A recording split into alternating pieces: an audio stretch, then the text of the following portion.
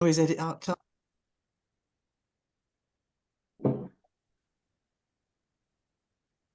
So, if you could like to all make yourselves comfortable, please, on your chairs and just wriggle into your chairs or wherever you're sitting and take a deep breath. Breathe breath in, and as you breathe out, any anxieties or cares or worries, just let them go. So you can just be in this moment and just relax and enjoy. Now, what I'd like to do, because we're all pretty good at just going down into our space, I'd like us to just sit and listen to some beautiful music entitled The May Morning Dew. It's by David Spillane, and he's playing on the uilleann pipes. And I know I don't need to explain what they are to most people here. So if you just relax and let the music waft over you, and then at the end, I will introduce the next section.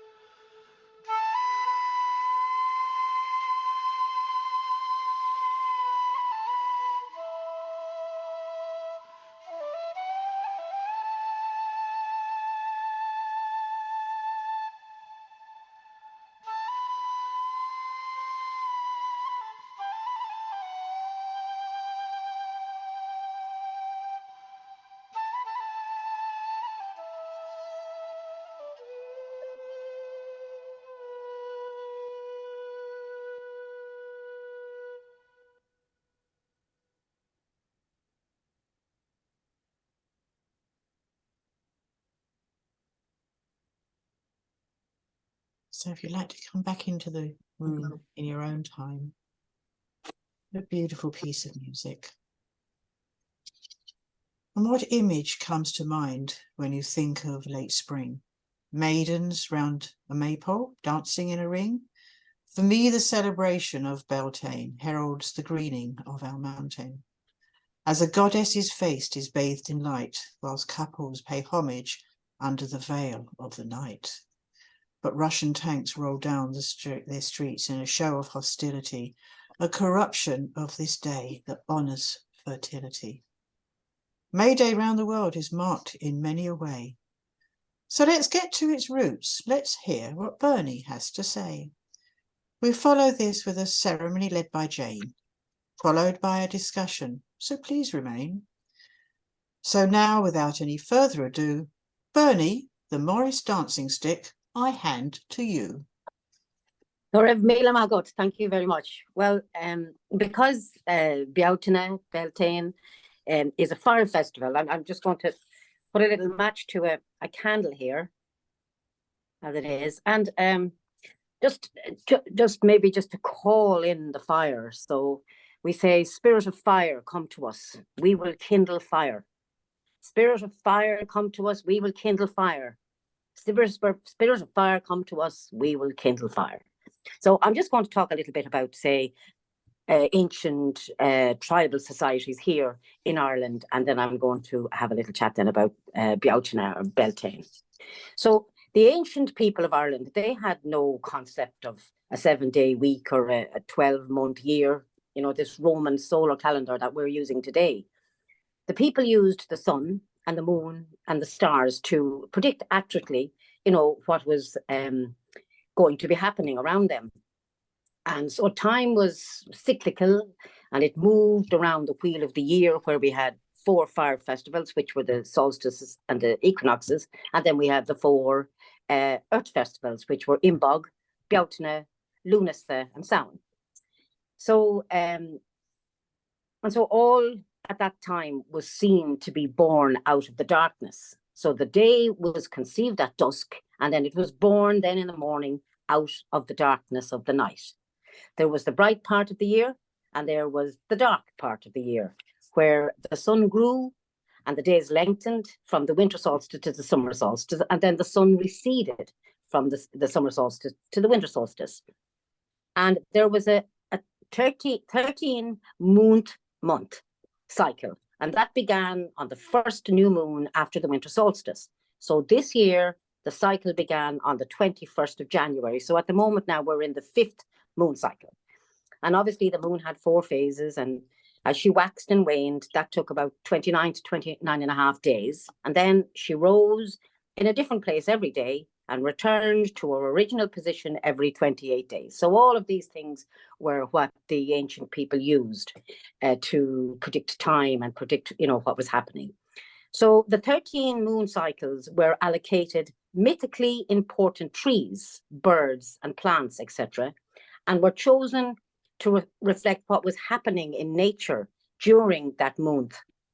So the moon cycle then, this one that we're having now at the moment, is known as the flowering moon, and I'm sure we can all understand why that's the case. So from this then, the Ogham calendar and our Ogham alphabet came into use. And so in Ireland, when no plough had reaped the Mother Earth, the people lived by hunting and fishing and gathering forest fruits. They worshipped only the white goddess, the moon, and each tribe's high priestess was represented her and was the queen. And so the goddess's voice on earth, she ruled all matters and held court in sacred groves and on little island shrines. The people were tribal, and they fed on meat and fish, shellfish, wild growing roots, nuts, berries, and fruit. So to follow the herds of deer from summer to winter feeding grounds, they then wanted to predict the arrival of the cod and the salmon, and to be in the right place at the right time for blackberries or nut picking. It was vital for them to mark time accurately. And so they had the moons and they had the ceremonies, the wheel of the year. So now we're at, as the wheel is turning, we're at Beltane. So this is the celebration of the coming of summer, and it's halfway between the spring equinox and the summer solstice. So the name Beltane or Beltane, I think, comes from, it means the fires of Bel, and the Bel part refers to a sun god, Bel, and the Tain or Tina part is the Irish word for fire. And of course, the month of May is known in Irish as Beltane, and the word for flower in Ireland is Blogana. So, you know, you can sort of see all these similarities. And interesting, in a place in County Donegal called Beltane, there's a stone circle up there, and the sun rises at Beltane is aligned with the only decorated stone in the circle. So when I was becoming aware of that, I was thinking, oh, that'd be a lovely place to go, I think, one time to celebrate this time of the year. And fires were lit on hilltops to purify and to increase fertility. The earth energies are at their strongest and most active now. Everywhere is bursting with fertility. And at this point in the wheel of the year, the main concern is conception. On May Eve, the sexuality of life and the earth is at its peak. This is the night of the Greenwood marriage, the sacred marriage of heaven and earth. It's about sexuality, sensuality, passion, vitality, joy, and conception. But most of all, it's about having fun. It's about having a bit of wildness and craziness and getting away from being civilized. What else I was going to say to you? Yeah, and in the past, quite often there would be marriages around this time. So there'd be hand fasting and there'd be, jumping the broom, where people would have marked the thresholds, from moving from one state of being to the other. So, I mean, for me, I remember my mother talking about the maypoles. Of course, the maypoles were seen, I think, as, a little bit licentious and not sort of something that you want to be at. So, but here I live in a little village called Vicarstown, and Mammy was saying that they used to erect the big pole and they used to have ribbons coming out from it. I'm sure some of you have, seen one of these and maybe danced around the maypole, but this was a thing that the community did. And the pole itself really did, at some level, represent, the masculine element, what I mean, the phallic symbol. And then, of course, the ribbons that were around it were usually in two different colors, and the boys held one color and the girls held the other color, and they would dance in and around. And really what they were doing was almost like creating a sheet and covering the phallic symbol. So again, we're talking about the marriage of the male and the female sex organs as well. Yeah, no, I myself I've never had anything to do with the maypoles. They were all gone by the time I came along. And then, of course, the tradition of the May morning dew. The dew was kind of, it's that moisture that you see on the blades of grass, is the dew. And it forms when the air cools at night, it can't hold the water vapor anymore. So that the vapor turns into a liquid on the grass. So again, we've got the transformation of one form of a thing into another, so all of this is kind of a wonderful thing. And the dew was considered sacred. It was an alchemical substance. I remember one year doing a ceremony and I put poles in the ground and I put a piece of fabric on top of the poles so that the fabric wasn't touching the ground. And in the morning, when the sun rose and the water started to rise up from the ground, it was trapped in the cloth, and then I was able to wring out the cloth, and we had a little we were anointing ourselves with the dew, the May morning dew. So it was a beautiful thing. And of course the May bush then was a big thing. I remember when I was young, again, we'd always clean out the sheds at this time of the year because the animals would be taken out and up to higher ground, and there'd be a big pile of dung, was what we called it. And my father would always get a gorse tree. Sometimes it was a hawthorn, and he'd stick it in the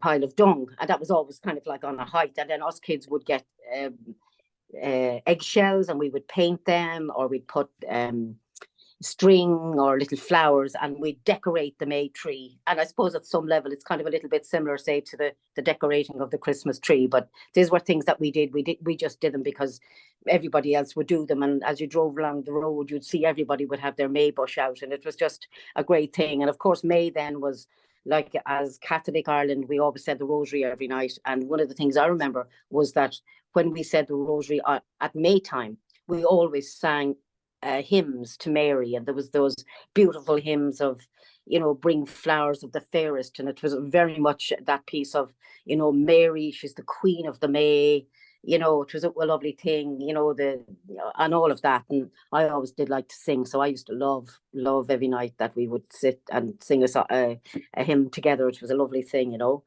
So yeah, that's it. That's really all I have. I hope you found that a little bit interesting. And of course, it's for me. This is a wonderful time of the year.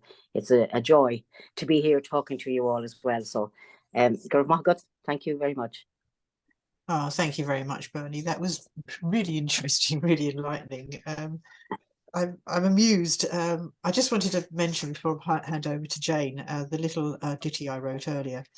I just wanted to maybe explain when I talked about the goddess's face bathed in light, whilst couples pay homage under the veil of night.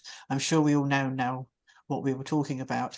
We actually have a goddess. It's a natural feature behind where I live on our mountain, and people have been known. It's the only way of getting there is through our land, through our farm. So people have been known to sort of knock on the door on for the 1st of May, on May Day, and ask permission to go and meditate on the goddess. And we all said yes, but just make sure it's dark, because the farmer on the other side, he might just be a little offended. And so that's what I was referring to in that. And but also the greening of the mountain for me is a very important thing, because of the fanan of it goes my hair color during the winter, and then suddenly it sort of bursts forth just before actually May the 1st. So, but it's such a celebration. It's like summer or spring, late spring, whatever you want to call it, just sort of go whooshing, I'm here, as the green shoots sort of. Luckily, it doesn't happen on my head, but you never know, it might do one day.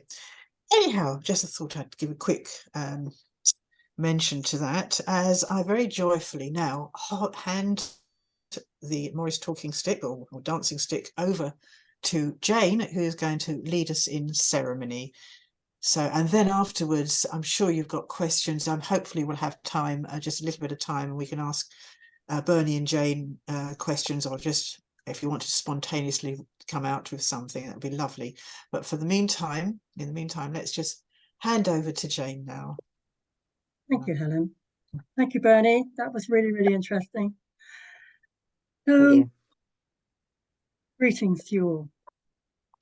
Bright blessings to you all. Let us bring ourselves completely to this moment and just pause and close our eyes and let ourselves rest in that still spaciousness which lies beyond thought.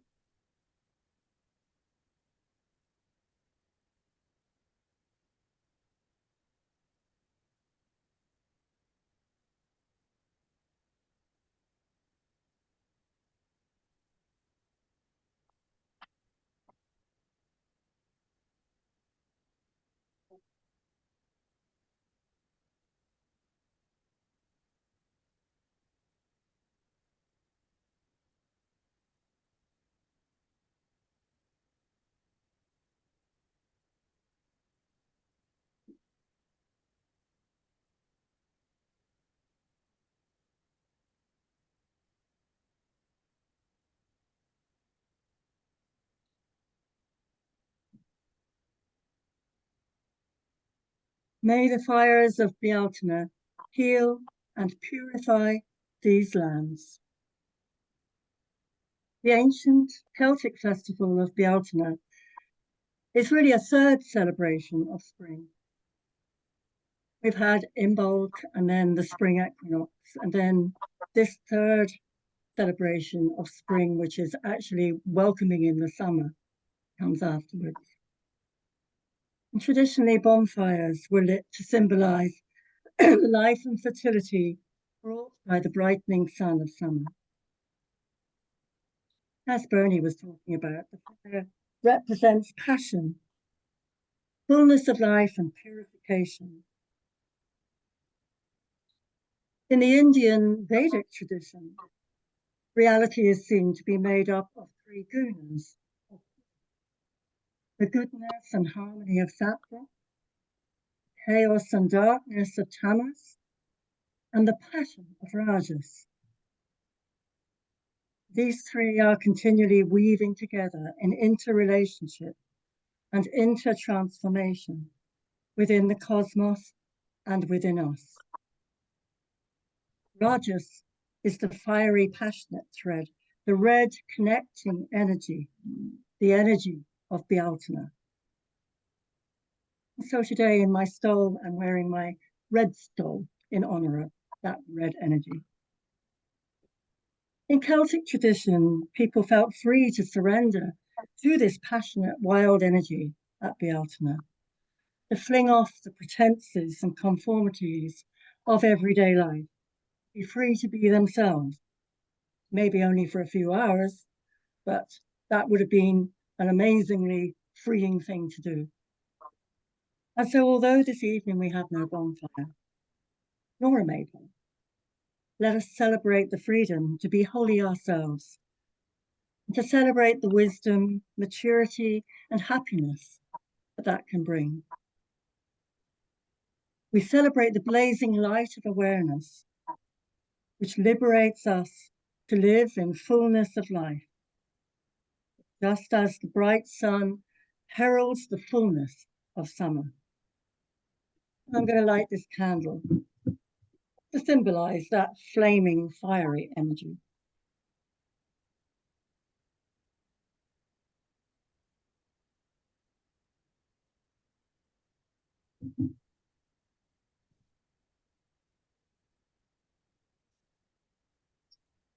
And now, a poem by Mary Oliver, one I hadn't come across before, called May.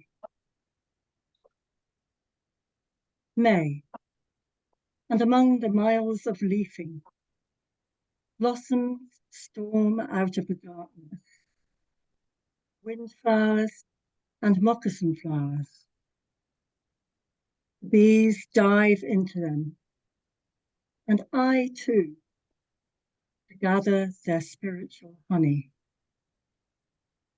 Mute and meek, yet theirs is the deepest certainty that this existence too, this sense of well-being, the flourishing of the physical body, rides near the hub of the miracle that everything is a part of. As good as a poem or prayer can also make luminous any dark place on earth.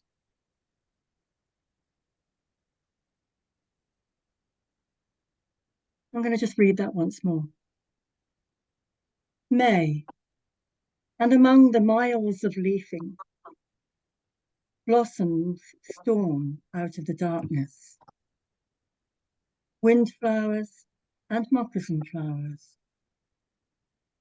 The bees dive into them, and I too, to gather their spiritual honey. Mute and meek, yet theirs is the deepest certainty that this existence too, this sense of well-being, flourishing of the physical body, rides near the hub of the miracle that everything is a part of, is as good as a poem or a prayer, can also make luminous any dark place on earth.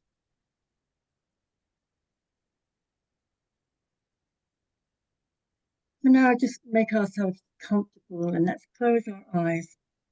And I will begin with a kind of meditation by bringing you on a journey into the silence.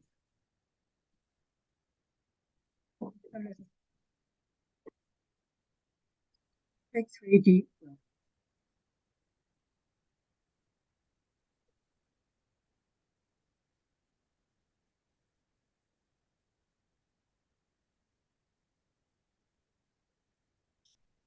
Allow yourself to relax. Let go of the tension held in your body. Let your face relax.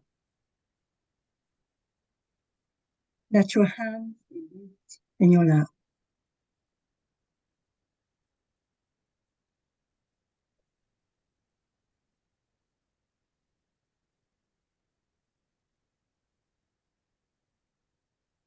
Now, with your inner eye,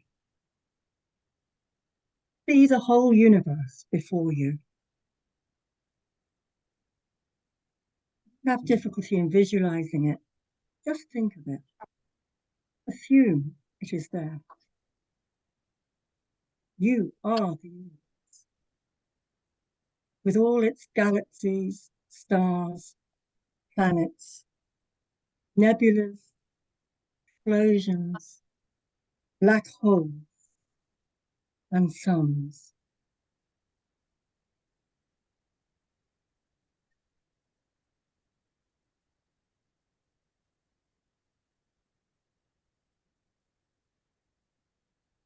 Now, very good. Put your awareness on our galaxy. Watch it with alertness.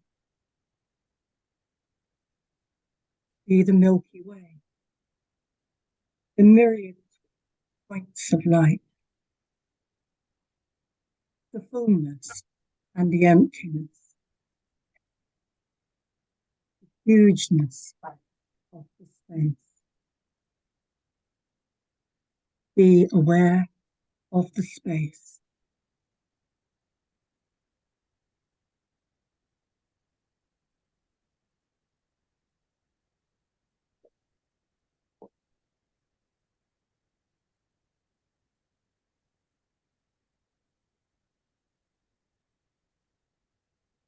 And now come closer, awareness, to our sun system. See Mercury, Venus, Earth, Mars, Jupiter, Saturn, Uranus, Neptune, Pluto, and the Sun. Be aware of the multiple stars surrounding you and the aeons of space in between them.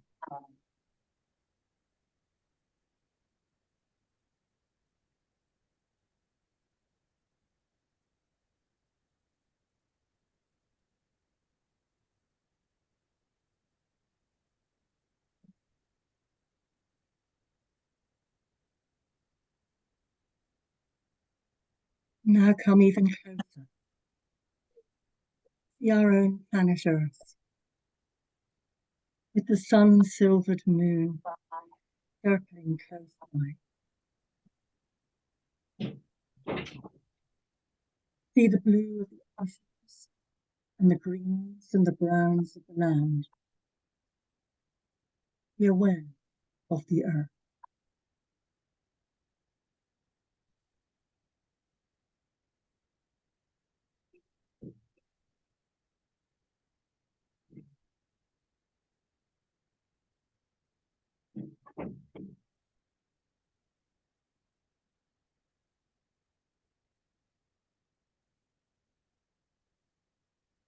Now come see Europe, and closer still, see that cluster of islands to the west of the mainland of Europe.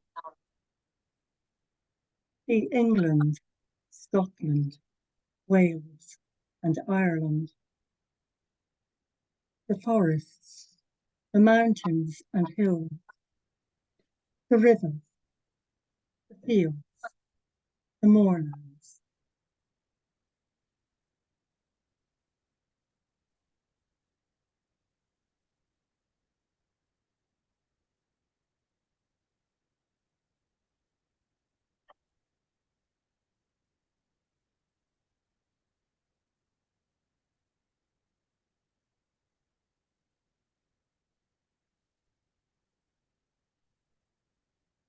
Now bring your awareness to the place where you are right now. Be aware of the room you are in, the chair you are sitting on, the furniture in the room. Be aware of what surrounds you.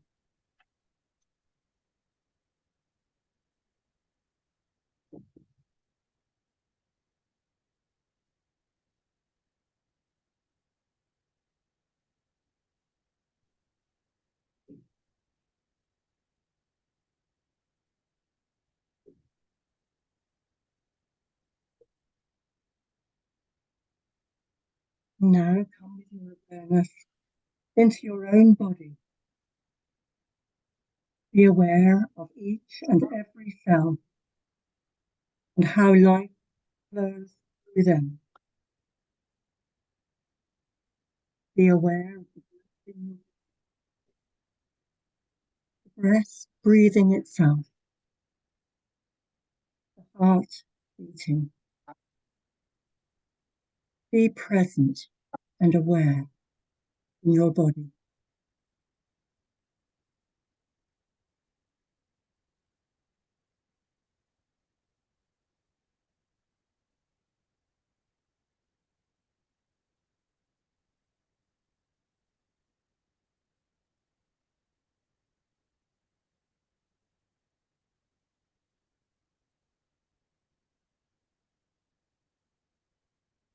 Now very gently, put your awareness on your mind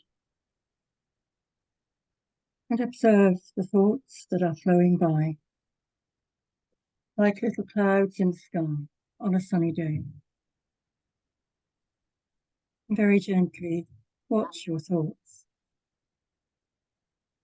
Watch the comment of your mind about your body's sensations, about feelings and emotions. Let all your thoughts float through without holding on to any of them. Let them go. Be aware that you are simply watching them.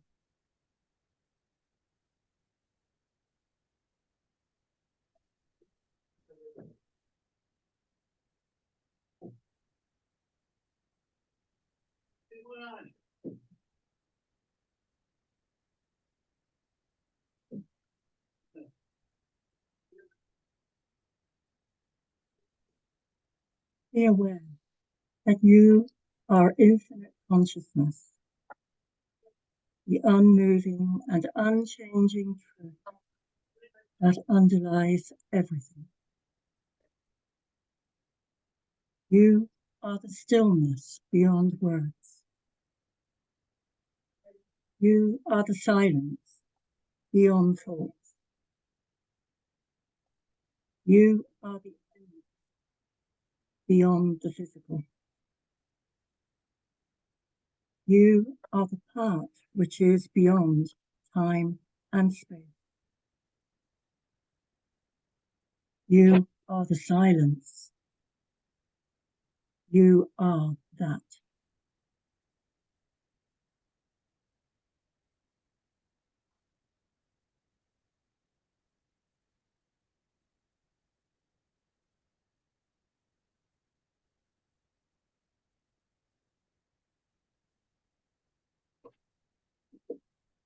And now, keeping your eyes closed, stay in that space of awareness.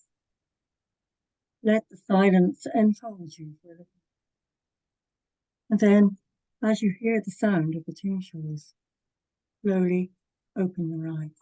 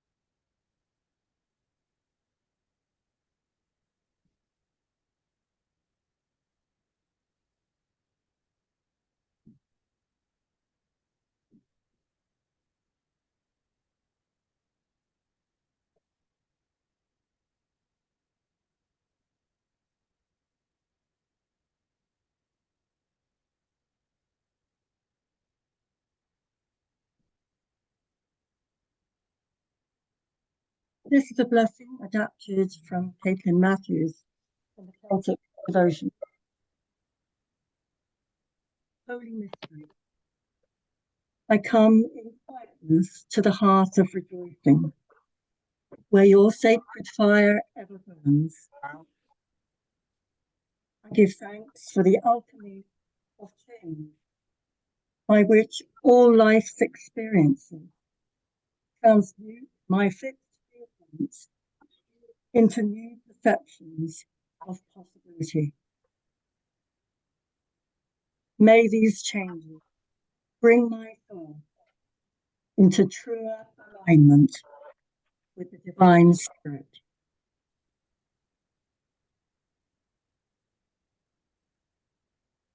Summer beckons us to embrace the adventure of life with all its fullness and all its openness.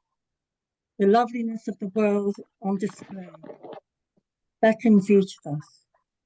Equal that openness and loveliness in our own lives.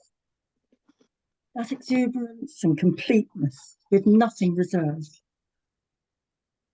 We talk of the glory of summer. What about the glory of each other? Fully manifesting all our talents, all our joy in life, surmounting our limitations and our setbacks, just as so much of nature does in the summertime. Despite the days of sudden chilliness, of wind and of rain, summer still happens, plants still flower, trees still come into. It is a time of plenty, of embracing completeness. It is not for nothing that people danced around a maypole at this time. I remember dancing the maypole at school as a child, and indeed a few years ago, some friends organised maypole dancing at a May Day party in Kerry. We all joined in, weaving the ribbons, our variegated colours being bound together around the central pole, symbolising our many-coloured diversity in unity around the central source of life. Symbolising too the interweaving and integrating of all the strands, the aspects of ourselves, around the stability of that core source of truth that lies within each of us, that we may live in the fullness of life. In such a way, we weave in and out of each other's lives, bringing our own colour, our own flavour to our family, our friends, our local community, our world. As we learn not to listen to the fear thoughts that our minds constantly come up with, and choose instead to open ourselves to that source of love and wisdom and power within us. And so may all those divine potentialities which lie latent within us become fully manifest in our lives. May the fire of our passions light us up and be directed towards all that is good and true and beautiful. May we be our shining selves, and may the light that shines from us shed light around us. May we all be blessed with grace and courage in these precarious times. So mote it be. And just a short blessing. Peace be upon my soul. Peace be to all creatures. Peace be to all on this planet. Peace be to all that is and was and will be. Preserve my soul in restful peace this night, that it may be new forged in morning's glory.